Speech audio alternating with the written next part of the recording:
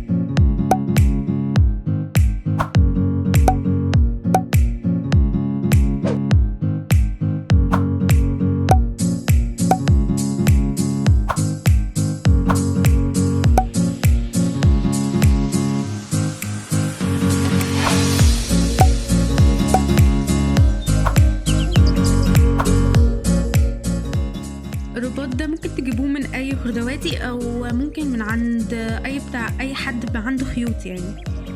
انا كنت جايبه المتر ب5 جنيه، وده تقريبا متر يعني. ممكن تستخدموا اكتر او اقل يعني على حسب الحجم اللي انتوا عايزينه.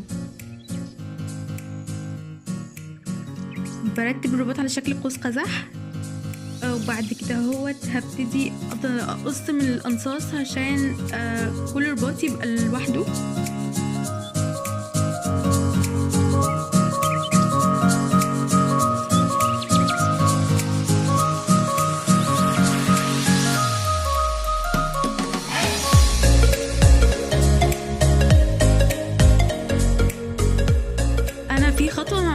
نسيتها. المفروض بأي قلم نحدد بس بداية لف الخيط اللي انا هلفه على حوالين الرباط ونهايته، عشان بس يبقى منظم جدا.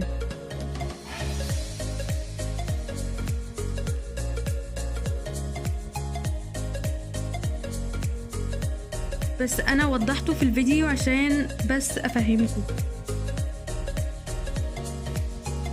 دلوقتي هبتدي اجيب اي لزق واحطه على الاطراف عشان بس وانا بشتغل الخيط ما يبصش مني.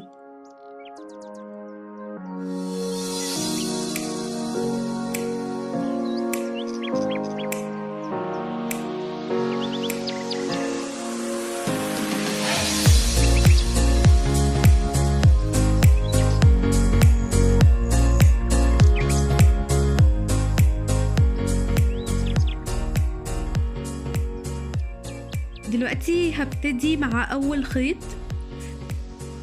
هجيب الخيط واسيب طرفه قدامه والف الخيط على الطرف مع الرباط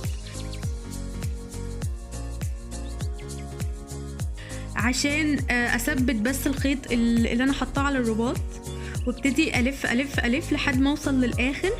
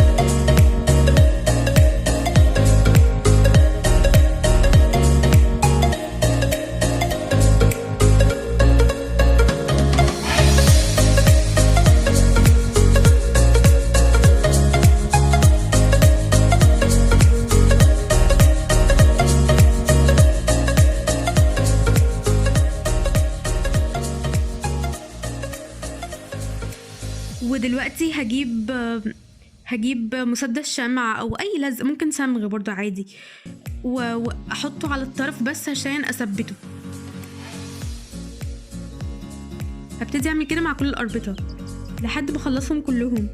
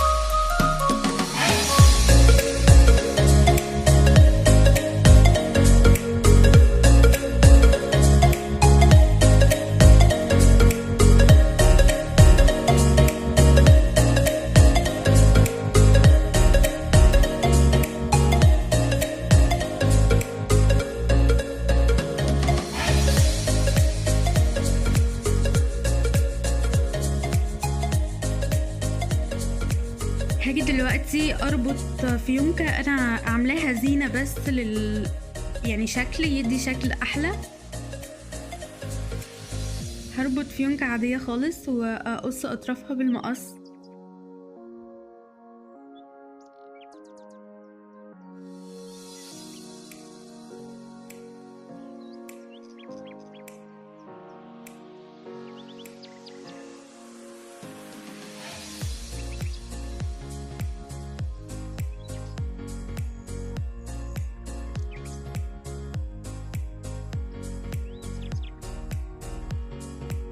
دلوقتي هرتبهم بالشكل اللي انا عايزاه او الشكل اللي انا كنت مخططه له.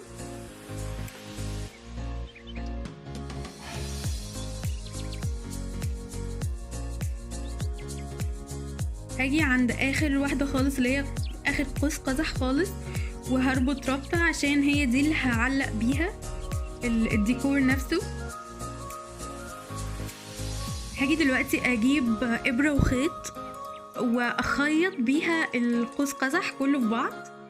هو انا ممكن تعملوها بمسدس الشمع، بس انا شايفه ان الخيط بيديها شكل انضف واجمل. يعني هو ممكن المسدس الشمع شويه هيبوظها، يعني هو برضه هتبقى ممكن لو خدتوا بالكم قوي تطلع كويسه، بس انا شايفه ان الابره والخيط بيدي شكل احسن.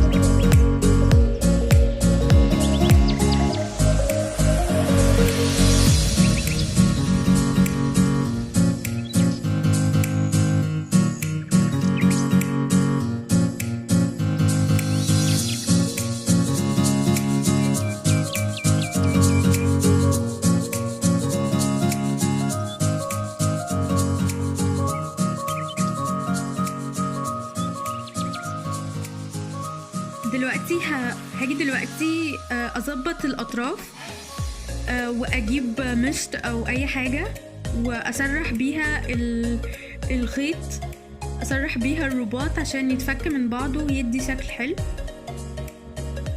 افضل اقص واظبط لحد ما اوصل للشكل اللي انا عايزاه.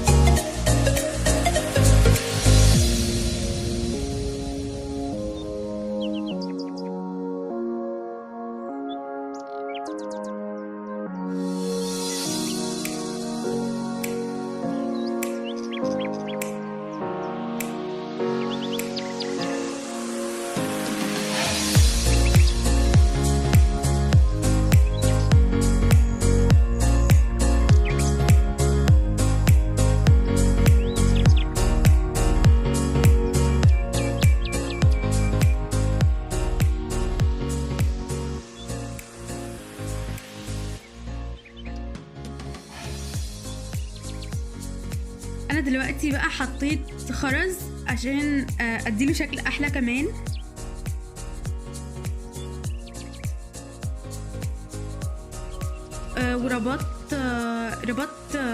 وربطت فيونكة عشان بس كده دي اللي هعلق منها الزينة دي.